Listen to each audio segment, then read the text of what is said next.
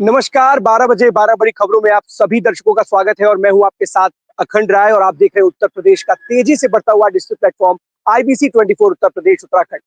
उत्तर प्रदेश की तमाम बड़ी खबरें हम 12 बजे आपके लिए लेकर के आते हैं, लेकिन आपको बता दें कि उत्तर प्रदेश के 12 बजे में वो तमाम बड़ी खबरें हम आपको बताएंगे, लेकिन उससे पहले उत्तर प्रदेश की वो बड़ी खबर आपको बताते हैं जिसने पूरे प्रदेश को ये कहें कि इस पर जो राजनीति है वो तेज है। आपको पता है संबल हिंसा को लेकर राजनीति तेज है, लगातार विपक्ष हमलावर है योगी सरकार पर, बीजेपी पर। वहीं बीजेपी के जो एक नेता है बलिया से विधायक केतकी सिंह, उन्होंने जोरदार हमला बोला है विपक्ष पर।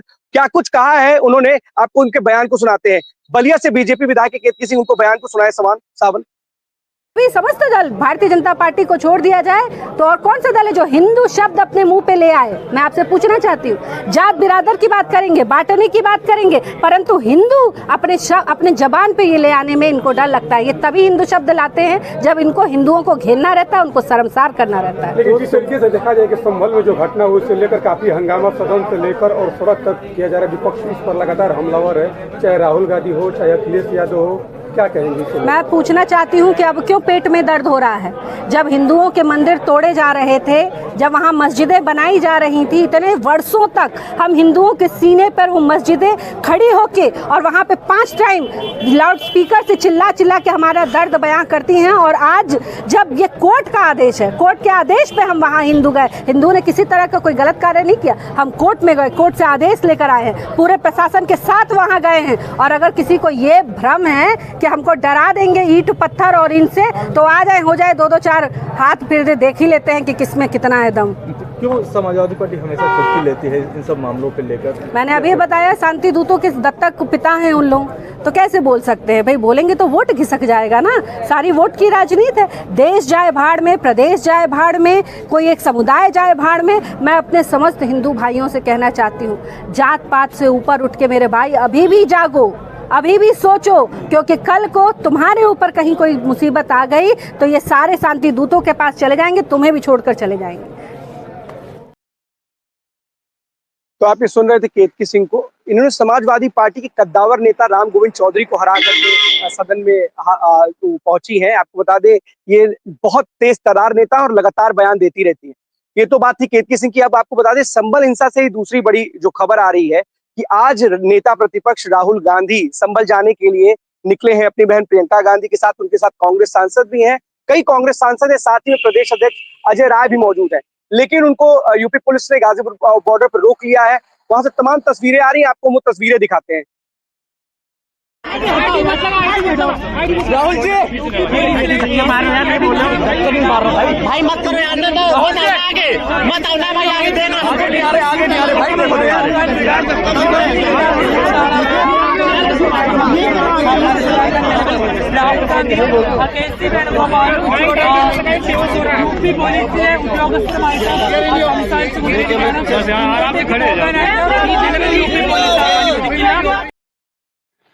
आपको बता दें राहुल गांधी अपनी बहन प्रियंका गांधी के साथ, उनके साथ कई कांग्रेस के सांसद हैं, प्रदेश अध्यक्ष हैं, वो संभल जाना चाहते हैं और वो जा करके स्थिति का पता लगाना चाहते हैं, पीड़ितों से मुलाकात करना चाहते हैं, उनके परिवार से मुलाकात करना चाहते हैं। आपको बता दें कि जो संभल के डीएम है, उन्होंने एक लेटर लिखा है 4 जिलों की पुलिस को, उन्होंने रोकने के लिए कहा है। और कमिश्नर ने कहा है कि हम उनसे अपील करते हैं कि वो यहाँ ना आए, क्योंकि धीरे धीरे जो हालात है, जो संभल है वो संभल रहा है। अगर राजनेता वहां आएंगे तो कहीं ना कहीं हालात तनावपूर्ण हो सकते हैं। इसीलिए 10 दिसंबर तक वहां बाहरी किसी भी व्यक्ति के आने पर प्रतिबंध है। इसी को देखते हुए भारी पुलिस बल जो बॉर्डर पे है वो तैनात है। और यही कारण है कि आपने जो तस्वीरें देखी उसमें साफ तरीके से जो पुलिस के जवान हैं, पुलिस के अधिकारी हैं, वो राहुल गांधी से बात कर रहे हैं। एक बात ये निकल करके आ रही है कि राहुल गांधी ने पुलिस से कहा है कि हमें 5 लोगों को लेके चले। जब पुलिस ने उनकी बात नहीं मानी तो उन्होंने कहा कि हम ही कम से कम आप अपनी गाड़ी से लेकर के चले, लेकिन इस बात पर भी पुलिस एग्री नहीं हुई और उन्होंने साफ वहां से जाने से उन्हें मना कर दिया है। ऐसे में तमाम बड़ी बातें की जा रही हैं। शायद आज वो वहां नहीं पहुंच पाएंगे, पुलिस की मनाही है, लेकिन जो कांग्रेस के नेता है वो दावा कर रहे हैं कि अगर आज नहीं जाने दिया जाएगा तो 10 तारीख के बाद हम वहां जाएंगे। तो चलते हैं अपने सभी सहयोगियों के पास, एक एक करके एक एक बड़ी खबरें हम उनके जिलों से लेकर लेते हैं। तो एक एक करके हमारे साथ हमारे सहयोगी स्क्रीन पर जुड़ेंगे। सबसे पहले चलते हैं कानपुर अवनीश के पास। अवनीश जी, कानपुर से कौन सी बड़ी खबर है आज की? अखंड जी, एक जो बड़ी खबर है कानपुर की, वो उससे मैं आपको अवगत करा दूं कि एक जो औषधि विभाग है उसने एक कार्रवाई की है। जो यहाँ के डीएम हैं उनके पास में एक शिकायत जा रही थी कि जो लगातार कई ऐसे मेडिकल स्टोर हैं जहाँ पर नशे का एक जो है अड्डा चल रहा है, उस मेडिकल स्टोर से जो है नशे की दवाइयों को बेचा जा रहा है और कुछ जिसमें से मेडिकल स्टोर जो है जिनका रजिस्ट्रेशन भी नहीं हुआ है, तो जिस पर जो है कार्रवाई करते हुए 2 मेडिकल स्टोर पर कार्रवाई की गई है। कल्याणपुर के मसवानपुर में 2 मेडिकल स्टोर हैं, एक ओम मेडिकल स्टोर और एक जो कामतगिरी मेडिकल स्टोर। तो उसमें कामतगिरी जो मेडिकल स्टोर है वहां पर कुछ ऐसी दवाइयां पाई गई हैं जिनको बिना लेबल के बेचा जा रहा था और जो पूरी तरीके से जो है नशे में धुत करने वाली दवाइयां थी। तो कहीं ना कहीं एक बड़ा सवाल ये उठता है कि उत्तर प्रदेश सरकार ने जब इस तरीके की दवाइयों पे प्रतिबंध लगा दिया था, उसके बाद ये किसकी मिलीभगत है, किसके कारण जो है ये दवाइयां यहाँ पर आ रही हैं और जो कोई भी डर या भय जो ये मेडिकल स्टोर वाले इनके ऊपर क्यों नहीं है। और इस जो क्योंकि आप देख ही रहे हैं लगातार जो युवा है वो नशे की ओर लगातार बढ़ता जा रहा है और कहीं ना कहीं इससे जो आगे आने वाली पीढ़ी है वो इससे प्रभावित भी हो रही है। तो एक बड़ी कार्रवाई जो इस प्रशासन ने की है काबिले तारीफ जरूर है, लेकिन जो और ऐसे लोग हैं जिनको पकड़ा नहीं गया, जिनके खिलाफ कार्रवाई नहीं हुई है, उनके खिलाफ क्या कार्रवाई होगी इसको भी देखने वाली बात होगी। अखंड नशे के आगोश में हमारे युवा चले जा रहे हैं और इस तरीके से मेडिकल स्टोर्स पे खुलेआम इस तरीके की प्रतिबंधित दवाइयां मिल रही हैं, नशे के सामान मिल जाते हैं, सूखा नशा करते हैं युवा, इस तरीके के जो बातें सामने आती है और कहीं ना कहीं उनकी जान पर बन के आती है।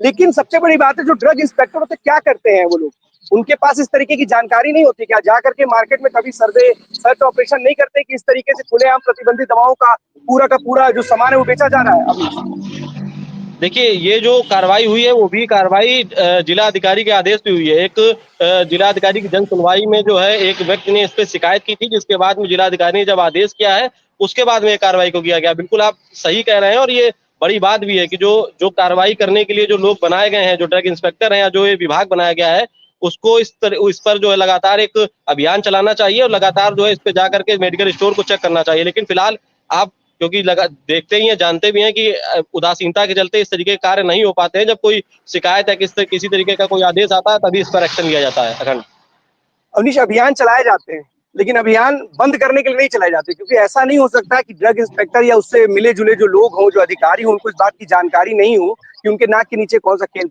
चल रहा है। अभियान चलाया जाता है जेब भरने का, क्योंकि जितना अभियान तेज चलेगा उसमें जेब भर ली जाएगी और जेब भरने की अगर आपके अभियान में किसी तरीके की सच्चाई होती, कुछ सजगता होती, तो इस तरीके से क्या खुलेआम कोई दुकानदार बेच रहा होता, वो भी इस तरीके से प्रतिबंधित दवाएं। सबसे बड़ी बात है कि आप प्रतिबंधित नशे का सामान बेच रहे हो, दवाओं के नाम पर नकली दवाइयां मार्केट में उपलब्ध है।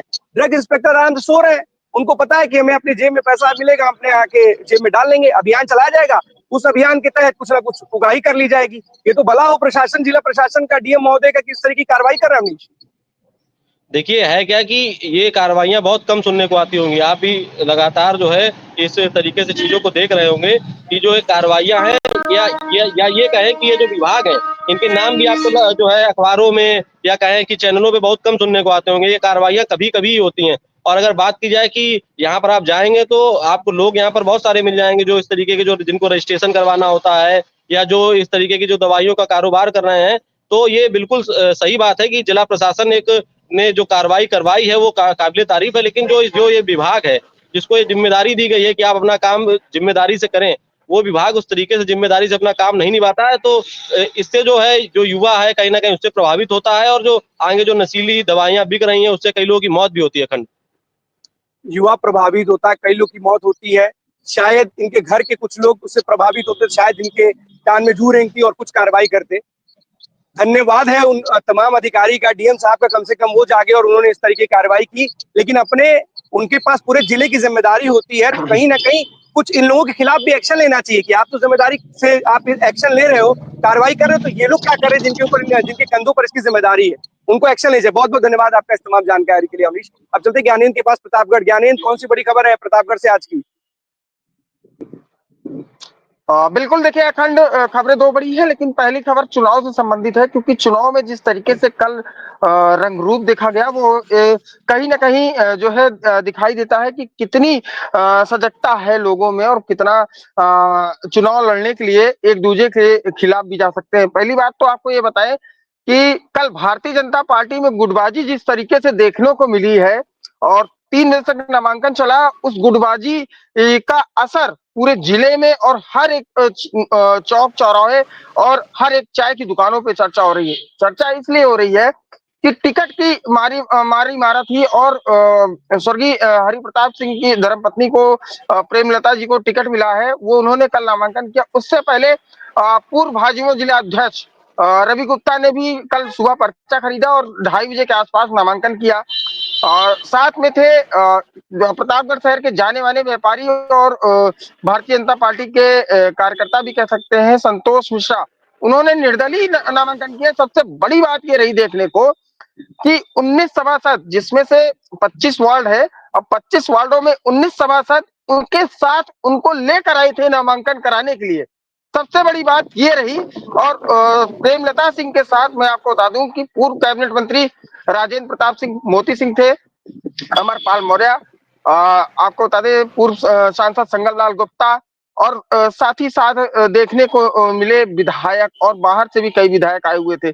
तो सबसे बड़ी गुटबाजी देखने को मिली। आपको बता दें कि 2022 में जब नगर पालिका का चुनाव हुआ था, तब भी गुटबाजी देखने को मिली थी। उसमें भी पूर्व भाजपा जिलाध्यक्ष वरुण प्रताप सिंह ने जो है दावेदारी ठोकी थी और भाजपा ने बहुत कड़ी कार्रवाई की थी। 6 साल के लिए उनको निलंबित कर दिया गया था, पार्टी से बाहर का रास्ता दिखा दिया गया था, लेकिन अभी तक ऐसा कुछ भी नहीं हुआ है। कुछ सभासद जो है भाजपा के ही है, लेकिन वो संतोष मिश्रा के साथ खड़े हुए हैं। कल सपा ने भी नामांकन किया और कुछ निर्दलीय ने नामांकन किया, लेकिन पूरे शहर में चर्चा ये है कि आखिर अब भाजपा जो विरोध में आके खड़े हो गए हैं, उनके खिलाफ लड़ रहे हैं प्रेमलता, उनके खिलाफ क्या कार्रवाई की जाएगी? क्योंकि 25 साल से एक ही आदमी के पास नगर पालिका की सबसे बड़ी बात है कि सबकी चाहत होती है कि हम भी जब मौका आए तो हमें भी टिकट मिले, हम भी दावेदारी पेश करें। कई ऐसे मौके आते हैं जब विभिन्न दावेदार, जैसे आप बता रहे हैं कि बीजेपी के ही निकले हुए 2 लोग हैं जो दावेदारी पेश कर रहे हैं। एक के साथ तो बताइए 25 में से 19 लोग चले गए। बीजेपी के साथ जो बीजेपी ने जिसको दे रखा है वो उनके साथ पूर्व लोग हैं मौजूद, 19 सभासद उनके साथ हैं। देखिए कार्रवाई होगी, ज्यादा से ज्यादा कार्रवाई में होगा कि 6 साल के निलंबित हो जाएंगे, लेकिन आधिकारिक रूप से जो प्रत्याशी बीजेपी का है उसके साथ तो बीजेपी वाले खड़े ही होंगे, पार्षद उनके साथ खड़े हैं। तो गुटबाजी होती है जब इस तरीके का मौका आता है। बिल्कुल अखंड, देखिए जब कल हम 12 बजे देखिए अखंड, बिल्कुल जब कल हम लोग 12 बजे लाइव खड़े थे तो सूचना एक मिली थी हमें सूत्रों के माध्यम से, संतोष मिश्रा के आवास पे भारतीय जनता पार्टी के जिलाध्यक्ष और सदर विधायक अमरपाल मौर्य, संगमलाल गुप्ता जो कि पूर्व सांसद हैं, और ऐसे कई दिग्गज लोग जो है उनको मनाने के लिए उनके आवास पे गए थे। और सभासद लोगों ने कड़ा विरोध जताया था, साफ तौर पे कहा था कि 25 साल से क्या एक ही आदमी चुनाव लड़ेगा, क्या एक ही परिवार चुनाव लड़ेगा, परिवारवाद नहीं है तो क्या, मतलब पूरा खुल के विरोध हुआ था। हरि प्रताप, स्वर्गीय हरि प्रताप के भाई भी, ऐसा सूत्र बता रहे कि वो भी गए थे और उनके साथ भी झड़प हुई थी। उन्होंने साफ तौर पे ये कह दिया कि देखिए हम लोग संतोष मिश्रा के साथ में हैं। तो ये निर्दलीय वाला जो अब खेमा चल रहा है, ये सूत्र बता रहे हैं कि भाजपा के ही सूत्र बता रहे हैं प्रतापगढ़ में कि आज शाम तक अगर ये लोग नहीं मानते हैं तो इनके खिलाफ कड़ी से कड़ी कार्रवाई की जाएगी। और आज कल आखिरी डेट था और नामांकन का, और आज जो है पर्चा चेकिंग पॉइंट है। रवि गुप्ता को भी मनाने की कोशिश की जा रही, क्योंकि रवि गुप्ता 15 साल से सक्रिय है और उनको भी मनाने की कोशिश, क्योंकि अगर बात करें तो प्रतापगढ़ का व्यापारी गुट और हब कहा जाता है, व्यापारियों का हब कहा जाता है चिलमिला, वहां रवि गुप्ता की अच्छी पैठ है। और वो वोट को वो लोग ये कह रहे हैं कि जीतेंगे तो नहीं रवि गुप्ता, लेकिन हाँ खेल खराब कर सकते हैं भाजपा का। तो और संतोष मिश्रा भी आज भी मनाने का दौर शुरू है दोनों लोगों को। ये मान मनोवल का दौर जारी रहेगा ज्ञानेंद्र, मान मनोवल होगी, लेकिन आधिकारिक रूप से जो बीजेपी का प्रत्याशी उसी के पक्ष में खड़े होंगे। और अगर ये लोग नहीं मानेंगे तो इनके खिलाफ पार्टी एक्शन लेगी।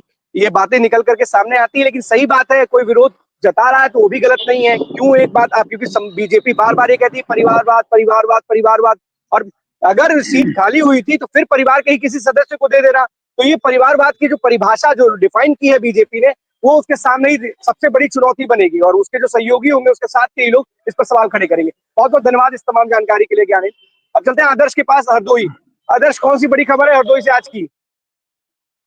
अखंड यार में बताना चाहेंगे, ये हम आज समय आरटीओ ऑफिस में उस रोड पर खड़े हैं जो नाम तो सड़क है शहर के अंदर, लेकिन ये ग्रामीण की सड़कों से भी बदतर है। इस सड़क पर इतनी ज्यादा गहरे गहरे नालियां बनी हुई है, एक तरफ तालाब है, एक सावन तरफ 3 फुट की रोड, सावन 3 फुट की रोड। सावन इधर विजुअल प्ले करिएगा, जो आदर्श इस पूरी खबर को बता रहे, जरा इसका विजुअल प्ले करिए। आईबीसी के दर्शक देखें वहां का हाल क्या है, कम से कम देखें एक बार कि जो हाल है वो क्या हाल है हरदोई का। हमारे साथ भाई साहब खड़े हैं जो यहीं पर रहते हैं, अभी वो अपनी यहाँ पर समस्या बताएंगे, क्या समस्याएं हैं इस सड़क को लेकर।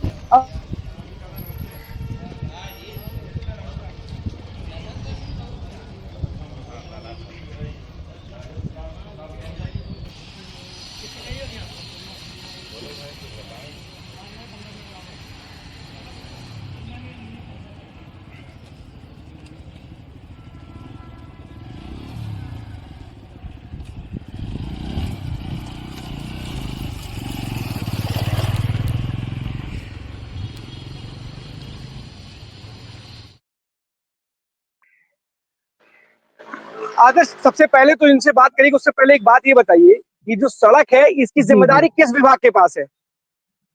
ये नगर पालिका और ग्रामीण क्षेत्रों के लिए सड़क आती है, और ये हमारे पास 1 साल से ऊपर हो गया टूटे हुए। इस सड़क पर किसी तरह को ध्यान नहीं दिया जा रहा है। ये भाई साहब हैं यहाँ पर रहने, जब इनसे जाऊंगा कब से सड़क टूटी है, क्या है सड़क का मामला? ये कम से कम 3-4 साल से सड़क टूटी हुई पड़ी है। आरटीओ ऑफिस भी पड़ता है, यहाँ से निकलना पड़ना हम लोगों का गांव जाते आते हैं तो इसी रोड से निकलते हैं, नदी प्रवाह से।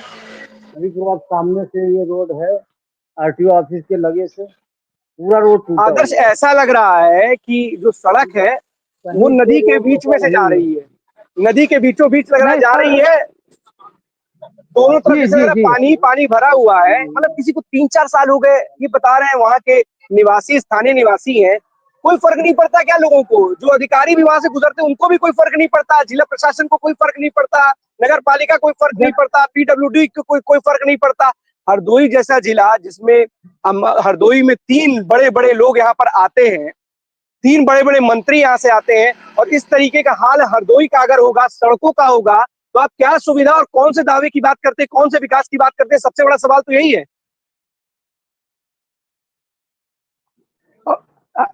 अखंड जी, ये जो सड़क है इतनी जर्जर है, यहीं से सभी अधिकारी निकलते हैं। यही हमारे पीछे आप देख सकते हैं आरटीओ ऑफिस भी बना हुआ है, और यहाँ कम हजारों लोग डेली वाहन लेकर आते हैं, और ये हादसा होने का भी डर बना रहता है। देखिए हमारे पीछे भाई नहीं आदर्श, एक काम करिए, उनसे कहिए कि एक काम करिए, नाव वो चला दे ना, क्या दिक्कत है?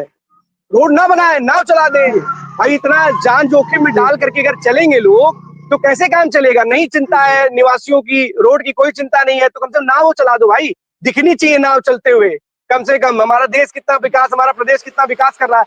मुख्यमंत्री के संज्ञान में जब ये पूरा मामला आएगा तो खुद भी कम से कम ऐसे अधिकारियों के खिलाफ तो बड़ी कड़ी कार्रवाई करनी चाहिए कि स्थानीय निवासी किस तरीके का आलम झेल रहे हैं वहां पर। नहीं चिंता है अपने विभाग के, वहां के लोगों की तो कोई बात नहीं, लेकिन किस तरीके से स्थानीय निवासी परेशान हुए। 3-4 साल से सड़क जो है वो जर्जर हालत में है। ऐसा लग रहा है नदी के बीचों बीच ये सड़क बनी हुई है और सड़क में पानी नजर आ रहा है, आपके ठीक पीछे दिख रहा है, तस्वीरें देख रहे हैं, आपने तस्वीरें भी भेजी, वो भी दिखाई, जैसे लग रहा है आप नदी के बीच में खड़े हो, हल्का सा कोई हिस्सा है रोड का। अगर हम थोड़ा सा इधर से हट जाए तो हो सकता हम ही तालाब में गिर जाए। अगर जी इतनी दयनीय दशा है, मैंने वहीं पर सड़क आपको दिखलाई है। अरे दयनीय दशा, ऐसी दयनीय दशा जो होगी वो कहीं ना कहीं जो प्रदेश के विकास की खोखले दावों की पोल खोलेंगी। और बड़ी बात है, यही तस्वीरें विपक्ष उठा करके लेकर के आता है और दिखाता है कि क्या हाल है आपकी सड़कों का। जब हरदोई जैसे जिले का ये आलम है तो आप क्या कहोगे, कैसे करोगे? क्या अधिकारियों के मन में कोई, आपने इस पे डीएम से बात करने की प्रयास किया है? आदर्श, प्रेम में ना बीचों बीच अभी हमारी डीएम साहब से बात नहीं हुई है, लेकिन बहुत जल्दी हम जिलाधिकारी से भी सड़क को लेकर मिलेंगे। आदर्श, इस खबर पर बने रहिएगा और डीएम साहब से और आला अधिकारियों से, अगर हो सके तो वहां के मंत्री से ही बात करिएगा कि क्या इस तरीके की जो रोड है 3-4 साल से लोग जो झेल रहे हैं वो क्या झेलते रहेंगे? क्या झेलने के लिए आए? या तो काम करो, नाव चला दो भैया, कोई बात नहीं, नाव से आया जाए, आवागमन हो। वो गाड़ी पीछे जा रही है, गड्ढे में आ रही है, कोई गिर जाएगा, किसी के साथ कोई घटना घट जाएगी, उस दुर्घटना के लिए कौन जिम्मेदार होगा? इस खबर में बने रहिएगा और जानकारी और अधिकारियों से बातचीत करिएगा। बहुत बहुत धन्यवाद आपका इस तमाम जानकारी के लिए आदर्श। अब इंद्रवीर के पास चलते हैं। रायबरेली से कौन सी बड़ी खबर है इंद्रवीर? जी अखंड बता दें, रायबरेली की सबसे बड़ी खबर यह है कि रायबरेली कई चीजों में जो है अपने आप में वीवीआईपी क्यों माना जाता है, पहले तो आपको ये बता दें। सबसे पहला इसमें आता है रायबरेली माने जाने का सबसे बड़ा सवाल ये आता है कि बताइए बताइए बताइए, आ रही आवाज जी, इसलिए जाना जाता है क्योंकि रायबरेली से हमेशा से ज्यादातर जो है सांसद गांधी परिवार का रहा है और रायबरेली ने प्रधानमंत्री दिया है कई बार। तो ये डेफिनेटली, और नेता प्रतिपक्ष जब कभी भी पक्ष या प्रतिपक्ष रहा है तो वो रायबरेली से रहा है। मैं आपको इस भूमिका क्यों बताने की कोशिश कर रहा हूँ, क्योंकि रायबरेली जाना कहां से जाता है मैं वो बताने की कोशिश कर रहा हूँ। इसके साथ रायबरेली को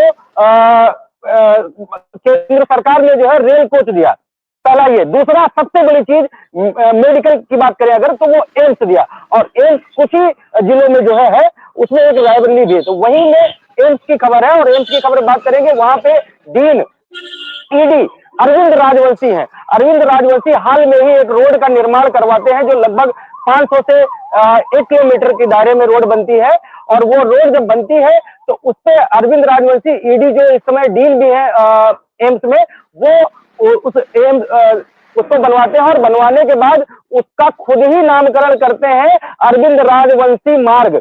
और जब इससे जो है घेरे में आते हैं, मीडिया उनको जब घेरती है चारों तरफ से, क्या एक ईडी ऑन ड्यूटी होने के बावजूद भी क्या ऐसा काम कर सकता है कि वो अपने नाम से ही सड़क का नाम रख सकता है? अच्छा, कई लोगों से जब उच्च स्तरीय लोगों से मीडिया ने बात करी तो कई लोगों ने अपनी अपनी राय दी, और उन्होंने इनके जो कर्नल है उन्होंने बताया कि ऐसा, जब IBC 24 ने इनके कर्नल है जो समिति में है उनसे जब बात करी तो कर्नल ने कहा कि ऐसा फिलहाल जॉब के टाइम पे पॉसिबल नहीं है, इसकी हम एक बार तब भी जो है पता करेंगे क्या है। और ये जो ईडी है अरविंद राजवंशी, ये आए दिन सुर्खियों में बने रहते हैं और अपनी स्टिकनेस को लेकर बड़े जो है जाने जाते हैं अखंड। और क्योंकि मीडिया के नाम से तो इनको सख्त एलर्जी, क्योंकि कई मीडिया के लोगों का नंबर तक ब्लॉक कर चुके हैं भाई साहब, और ये बहुत ओल्ड है, और उसके बावजूद भी इनके बड़े अपने सख्त कायदे कानून है। अगर सख्त कायदे कानून आपके क्या सबके लिए है या आपके लिए है, तो वो इनको बताने की वजह से जब इनसे कल IBC की टीम ने बात करी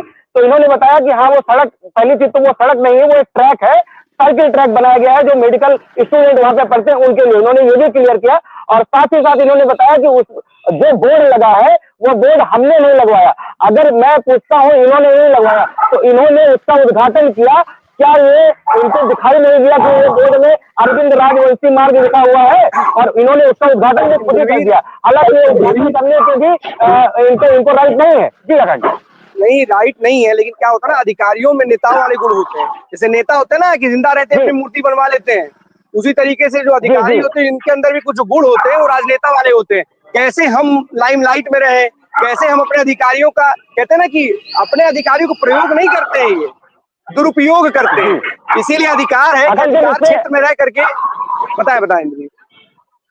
अगर जब इससे जो है कई सामाजिक जो लोग हैं उनसे भी जब टीम ने बात करी तो इसमें जिला अध्यक्ष जो है बुद्धिलाल पासी आते हैं, उनसे जब पूछा गया तो उन्होंने 2 लाइन में बताया कि अरविंद राजवंशी हमेशा विवादशैली कार्यशैली रही है, उनकी हमेशा विवादित कार्यशैली रही है। दूसरा जो सपा के जिला अध्यक्ष है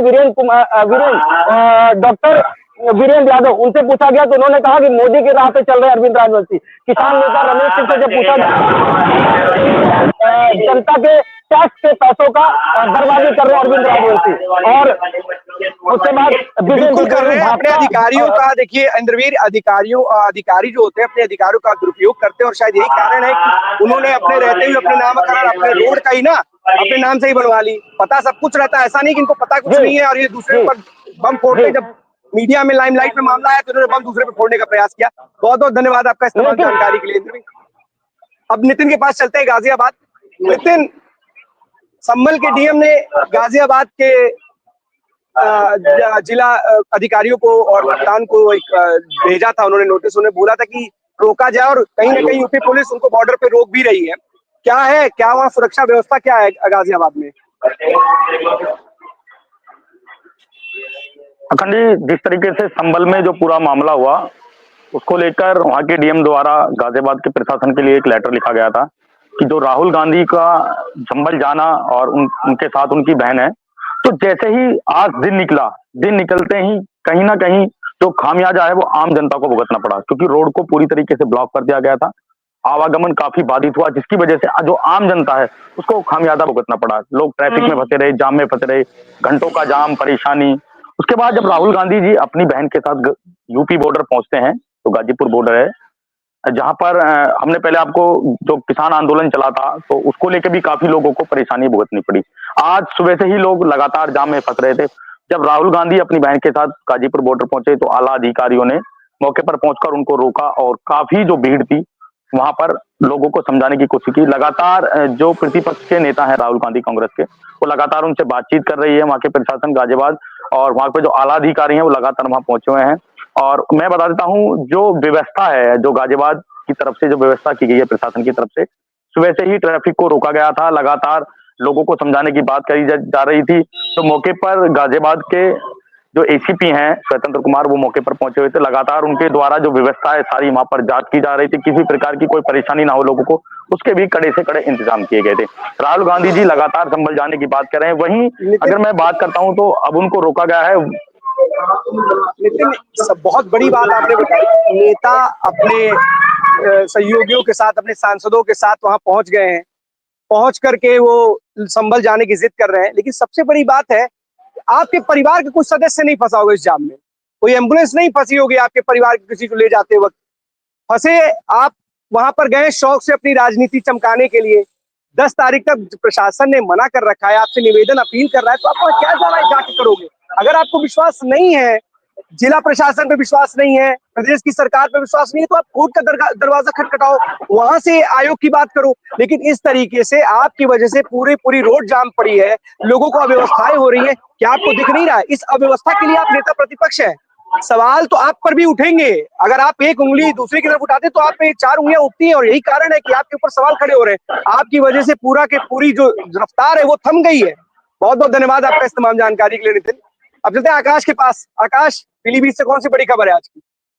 अखंड जी, आपको बताना चाहेंगे पीलीभीत की सबसे बड़ी खबर यह है, लगातार जो ट्रैफिक व्यवस्था की बात की जाए तो ध्वस्त नजर दिखती हुई साफ नजर आ रही है। यहाँ पर कई प्रमुख चौराहे हैं जिन पर आए दिन जाम की स्थिति बनी रहती है और सड़क हादसे को लेकर दावत भी कहीं ना कहीं देती हुई दिख रही है। जो इस टाइम ठंड का सीजन चल रही है, इसमें सड़क हादसे को लेकर काफी लोग चिंतित हैं। जो ट्रैक्टर ट्रालियां हैं, गन्ने के ट्रक हैं, जो पहुंचते हैं, उनके पीछे ना तो वेंटिलेटर लगा हुआ है और ना ही उनके पीछे कोई संदेश लिखा हुआ है जिससे किसी व्यक्ति को वाहन चलाते समय देखे, जिससे कोई बड़ा हादसा होते होते रुक सके। और बात की जाए सर, पीलीभीत के जो मेन मार्केट है, पीलीभीत के कई ऐसे प्रमुख चौराहे हैं जहाँ पर जो टमटम है, वो जो वाहन है, जो बाजारों में आ जाते हैं, जिसकी वजह से एक भारी भीड़ और जाम की समस्या से लोगों को गुजरना पड़ता है। इसी को लेकर आज IBC 24 की न्यूज की टीम ने ये जाम की समस्या को लेकर खबर को दिखाने का काम किया है। देखिए, ट्रैफिक प्रशासन से बात करने का प्रयास कीजिए और ऐसे वाहनों के खिलाफ कार्रवाई की भी बात होनी चाहिए जो बिना मानक के सड़कों पर दौड़ रहे हैं, क्योंकि इसी तरीके इन ऐसे ही वाहनों की वजह से दुर्घटनाएं होती हैं। बहुत बहुत धन्यवाद आपका इस तमाम जानकारी के लिए। आकाश, जावेद के पास चलते हैं आगरा। जावेद, कौन सी बड़ी खबर है आगरा की आज? देखिए, अगर मैं आपको बता दें, ताजमहल की आगरा से बड़ी खबर ये है कि जो विश्व दाई स्मारक है ताजमहल, दुनिया की खूबसूरत इमारत ताजमहल, उसको बम से उड़ाने का ईमेल प्राप्त हुआ है। आपको बता दें, कल जो है क्षेत्रीय पर्यटन कार्यालय के अंदर एक ईमेल आता है 7:53 पर, और कार्यालय खुलता है 10 बजे। जो वहां पर एम्प्लॉय होते हैं वो उस ईमेल को 10 बजे चेक करते हैं, और 10:30 बजे के लगभग जो पर्यटन क्षेत्रीय अधिकारी हैं दीप्ति वत्स, वो वहां पहुंचती है, और जब वो इस ईमेल को पढ़ती है तो उनके पैरों के नीचे से जमीन खिसक जाती है। उस ईमेल के अंदर साफ तौर से लिखा होता है कि ताजमहल को सुबह 9 बजे बम से उड़ा दिया जाएगा। जो ताजमहल के चारों ओर पाइप लगे हुए हैं वहां पर बम फिट किए गए हैं। तुरंत दीप्ति वत्स तत्काल सारे जो सुरक्षा एजेंसियां हैं ताजमहल की, उनको सूचना देती हैं, और तमाम जो सुरक्षा एजेंसियां हैं वो तत्काल ताजमहल के अंदर पहुंचती हैं और छानबीन शुरू हो जाती है। घंटों छानबीन होती है, डॉग स्क्वाड टीम भी पहुंचती है, तमाम सुरक्षा टीमें ताजमहल के अंदर पहुंचती हैं, पर्यटकों की तलाशी होती है, और घंटों छानबीन के बाद में कुछ नहीं निकलता है। तो बड़ी बात यह है कि वो ईमेल जो प्राप्त हुआ था वो 7:53 पे हुआ था और ताजमहल को उड़ाने की धमकी जो है सुबह 9 बजे की दी गई थी और जो ईमेल देखा गया है वो सुबह 10:30 बजे देखा गया है। मान लो अगर ये ईमेल सच्चाई होती, इसके अंदर शराबी और 9 बजे कुछ ऐसा हादसा हो सकता था तो क्या होता, कौन इसका जिम्मेदार होता? बड़ी बात कह रहे हैं कि इतनी देरी से उस पूरी ईमेल को देखा गया और जांच पड़ताल देर में शुरू हुई। अगर उस दौरान ही कोई घटना घट जाती तो उसके लिए जिम्मेदार कौन होता? पुलिस को संजीदगी दिखानी चाहिए, संवेदना दिखानी चाहिए और कहीं ना कहीं इस पूरे मामले पर पैनी नजर रखनी चाहिए, क्योंकि ना सिर्फ आगरा में बल्कि देश में इस तरीके के जो थ्रेट अलर्ट आते हैं, मेल आते हैं, कॉल आती है, या इसको उड़ा दिया जाएगा, होटल्स को उड़ा दिया जाएगा, तो कहीं ना कहीं जो पुलिस है उसको सतर्क रहने की आवश्यकता है। बहुत बहुत धन्यवाद आपका इस तमाम जानकारी के लिए जावेद। अब बाबू अभिषेक सिंह के पास चलते हैं। भदोही से कौन सी बड़ी खबर है अभिषेक? जी नमस्कार अखंड जी।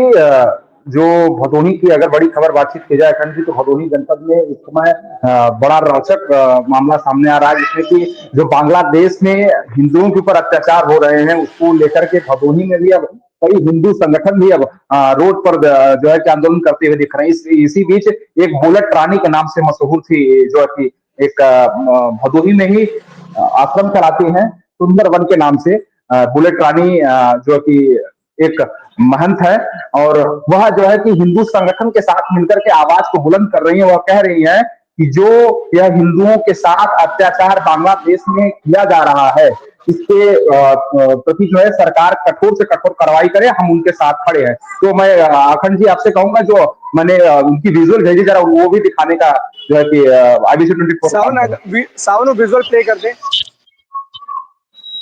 देखिए, हिंदुओं पर जो अत्याचार बांग्लादेश में हो रहा है उसको लेकर के तमाम जो संगठन है वो सड़कों पर हैं। उसी कड़ी में भदोही में भी जो संगठन है वो लगातार सरकार से और वहां पर हो रहे अत्याचार को लेकर के अपनी आवाज बुलंद कर रहे हैं।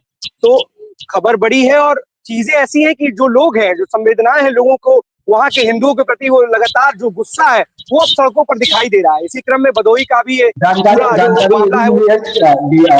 जानकारी ये भी मिली है कि कई हिंदू संगठन और कई राजनीतिक दल भी जाकर के DM को भी ज्ञापन दिए हैं कि हम सरकार का समर्थन करते हैं, मैं सरकार के साथ हूं, और इस पर सरकार भी कहीं ना कहीं अथक प्रयास करे जिससे कि जो हिंदुओं पे हो रहे अत्याचार को देखा जा रहा है वो कम से कम दूर की तरफ बढ़े, और कहीं ना कहीं जो हिंदुओं का पलायन है बांग्लादेश से दूसरे देशों में वो पलायन भी बंद हो।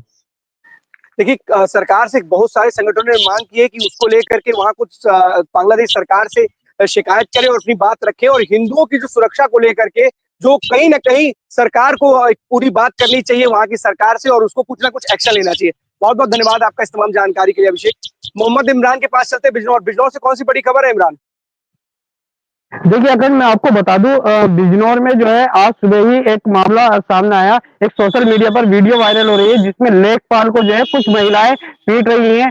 बाद में पूरी वीडियो का पूरा जानकारी ली तो उसमें पता लगा कि लेखपाल ने ग्राम समाज की जमीन पर जो है पहले 50,000 रुपए की रिश्वत लेने के बाद उन महिलाओं का घर बनवा दिया जाता है, फिर बाद में बुलडोजर ले जाकर के उस मकान को जो है ध्वस्त किया गया, जिसको लेकर के ग्रामीणों में कुछ रोष था।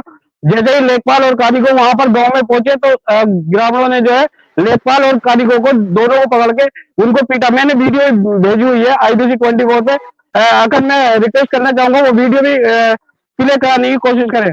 जी अखंड, वीडियो चलेगा इमरान, लेकिन लेखपालों का जिस तरीके का रवैया आ रहा है, घूसखोरी की बातें आ रही हैं, और जिस तरीके से जो लेखपाल खुलेआम घूस लेकर के काम को करने की बात करते हैं, कहीं ना कहीं इस तरीके की बातें सामने आती है, लोगों का गुस्सा उस पर निकलता भी है।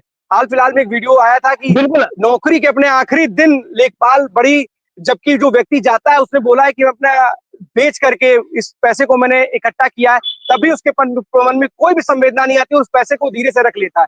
तो लेखपालों से जुड़े ऐसे तमाम मामले आते हैं जिसमें इस तरीके की बातें सामने आती हैं। सबसे बड़ी बात यह है कि अगर ये सारा मामला बिजनौर तहसील के नजदीक का मामला है गांव का, और सारे आले अधिकारियों को जो है इस बात की भनक तक नहीं लगती कि ग्राम समाज की जमीन पर लेखपालों ने जो है रिश्वत लेकर के ये मकान का निर्माण करा दिया गया। जब आला अधिकारी मौके पर पहुंचते हैं तो उनको मालूम होता है कि लेखपाल ने जो है 50,000 की रिश्वत ली है और ये सारा कार्य करा लेगा। इमरान, उस लेखपाल के खिलाफ कोई कार्रवाई की गई है? देखिए अगर मैंने SDM सदर से बात करने की कोशिश की थी तो SDM सदर ने कहा था कि जांच चल रही है, जांच के बाद ही कुछ कहा जाएगा। जी जांच चलती रहेगी, जांच के बाद ही कुछ अधिकारी कहेंगे, देखते हैं जांच कब तक पूरी होती है। बहुत बहुत धन्यवाद आपका इस तमाम जानकारी के लिए इमरान। एसपी सिंह के पास चलते हैं। अमेठी से, सुल्तानपुर से कौन सी बड़ी खबर है एसपी सिंह जी आज की? बांग्लादेश का जो हिंदुओं पर अत्याचार हो रहा है, इसमें सुल्तानपुर के कई संगठन, हिंदू गौरक्षा वाहिनी और कई संगठन है, साधु संतों का जवाड़ा जो है धरना प्रदर्शन के लिए बाध्य हो गया है। ये राज्यपाल महोदया को ज्ञापन भी सौंपे, डीएम मैडम को भी सौंपा गया ज्ञापन। लगातार कल से ही जन सैलाब जो है धरना प्रदर्शन के लिए एकदम बाध्य हो गया है। काफी बड़ी संख्या में रैलियां और धरना प्रदर्शन सुल्तानपुर में जारी है। पूरे देश में धरना प्रदर्शन चल रहा है और कहीं ना कहीं इसको लेकर के और भी तीज जो संगठन है वो धीरे धीरे आगे आ रहे हैं। बहुत बहुत धन्यवाद इस तमाम जानकारी के लिए एसपी सिंह आपका। अब चलते हैं अयोध्या। अपूर्व जी, कौन सी बड़ी खबर है अयोध्या से आज की? देखिए, बहुचर्चित जो भदरसा गैंगरेप था, कहीं ना कहीं उसी को लेकर एक बड़ी खबर सामने निकल कर आई है कि कल जो है पास्को एक्ट के तहत कोर्ट में जो प्रधानाध्यापिका है जहां पे बालिका पढ़ती थी उस उम्र को लेकर बयान दर्ज कराया गया। हालांकि जो आरोपी मोहित खान है और साथ ही साथ जो उसका नौकर राजू खान की तरफ से कोई भी जमानत को लेकर कोई भी अर्जी दाखिल नहीं की गई है। ये सबसे बड़ी अहम खबर है क्योंकि पिछले जो समय बीते हैं उसमें कहीं ना कहीं भदरसा रेप कांड बड़ा ही अहम मुद्दा रहा है और सपा के जो नेता हैं मोहित खान और उनके नौकर राजू खान के द्वारा जो जघन्य अपराध किए गए थे उसकी सजा कहीं ना कहीं उनको मिल रही है और साथ ही साथ जो न्यायालय की प्रक्रिया है वो सुचारू है। जी देखिए, बड़ी खबर है, बीजेपी ने इसमें समाजवादी पार्टी को घेरा भी था और कहीं ना कहीं इस तरीके की जो घटनाएं होती है, इस तरीके से नेताओं को जो संलिप्तता होती है, कहीं ना कहीं समाज में एक बड़ा सवाल खड़ा होता है। एक बात ये बताइएगा पूर्व कि इस मामले में अभी बात आ रही थी कि उसके नौकर का ही डीएनए टेस्ट में पुष्टि हुई थी, क्या इनके खिलाफ भी कुछ है ऐसा मामला? देखिए, मैं नहीं जान पाया खंड, एक बार फिर से रिपीट कीजिए। देखिए, इस पूरे मामले में बातें हो रही थी कि जो उनके नौकर हैं उसके डीएनए टेस्ट की में पुष्टि हुई थी, क्या इनके ऊपर भी जो आरोप लग रहे थे उसमें सत्यता को लेकर के जो बातें आ रही है वो क्या निकल करके सामने आ रही है? देखिए अखंड, जो गैंग रेप होता है, गैंग रेप में कभी भी ये माना जाता है कि जो जिसका शीमन कहते हैं कि जिसका रुक जाता है उसे या कहीं ना कहीं जो है सीधे तौर पर वही होता है। लेकिन गैंग रेप क्योंकि बालिका ने सीधे तौर पर मोहित खान और उनके जो नौकर था राजू खान के ऊपर आरोप लगाया, तो कहीं ना कहीं संलिप्तता रहने की वजह से जितना अपराध राजू खान का है उतना ही कहीं ना कहीं मोहित खान का है, जिसको लेकर लगातार दलीलें पेश की जा रही हैं और जमानत की याचिका अभी तक कोई दायर नहीं की गई है, केवल हाई कोर्ट में। हालांकि यहाँ जब जो है पासपोर्ट के तहत जो है यहाँ पे प्रक्रिया चालू है, तो जो प्राथमिक विद्यालय की जो प्रधानाध्यापिका हैं खातून जी, उनके द्वारा जो उम्र को लेकर बयान दिया गया है और बयान में अभी बयान दर्ज किया गया, लेकिन मोहित खान और राजू खान की तरफ से कोई भी अभी जमानत याचिका पेश नहीं की गई है। अब ये बड़ी बात आप बता रहे, जमानत याचिका पेश नहीं की, लेकिन समाजवादी पार्टी बिना जांच के ही उन्हें कह रहे थे कि वो दोषी नहीं है। लेकिन अगर दोषी नहीं है तो जमानत के लिए याचिका क्यों नहीं लगा रहे हैं? इस पर भी उनको कम से कम जवाब देना चाहिए, क्योंकि अगर आप दोषी नहीं हो, क्योंकि बार बार आप कहते थे बदले की भावना से कार्रवाई कर रही है बीजेपी सरकार, अगर बदले की भावना से कार्रवाई कर रही है तो अपनी दलील रखो, कोर्ट में जाकर के आप जमानत की बात करो। कहीं ना कहीं इस तरीके के मामले में सवाल उठेंगे ही उठेंगे। आपका काम है, राजनेता है आप लोग, नेता और जो विपक्ष पर आरोप लगाते हैं, लेकिन इस तरीके के मामले कहीं ना कहीं सवाल खड़े करते हैं नेताओं और उनके व्यवहार पर। बहुत बहुत धन्यवाद इस तमाम जानकारी के लिए। आप 12 बजे 12 बड़ी खबरों में आज के लिए बस इतना ही। कल फिर हम आपके सामने हाजिर होंगे 12 बड़ी खबरों के साथ। तब तक के लिए धन्यवाद।